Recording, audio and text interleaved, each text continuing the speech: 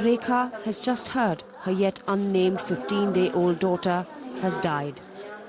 Her mother-in-law, Anarbai, is holding back her tears to console the young mother.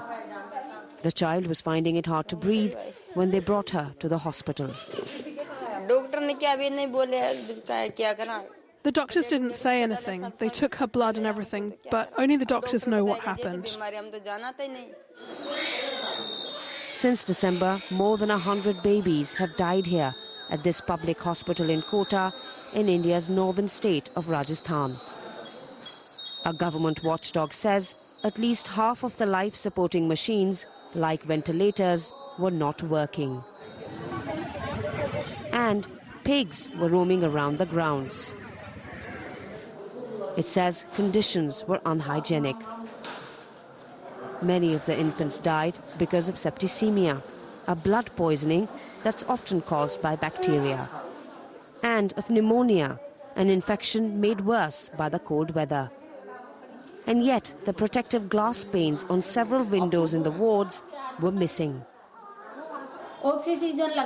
Padma lost her 5-month-old son Tejas to pneumonia. She says he was sleeping in front of an open window and succumbed to ice-cold winds. There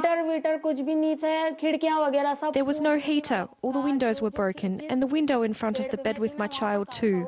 Doors were also open day and night.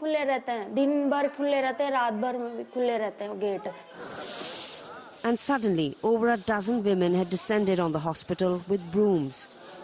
Some windows were being fixed too. Over the last few days, as news of the deaths emerged, the state government ordered a quick cleaning of the hospital. Earlier on Friday, we witnessed a truck full of garbage leaving the premises and painters refurbishing the walls. And still, many parts of the hospital are not clean, and parents complain of dysfunctional life-sustaining equipment. Perhaps the measures were all to please the state's health minister. He was visiting the hospital for an inspection.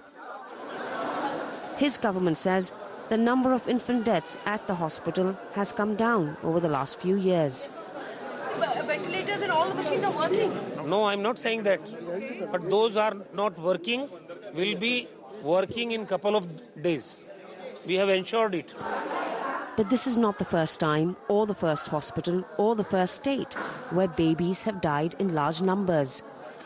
The Indian government spends a little more than 1% of its GDP on healthcare. But experts here say it needs to spend a lot more to ensure its youngest citizens get a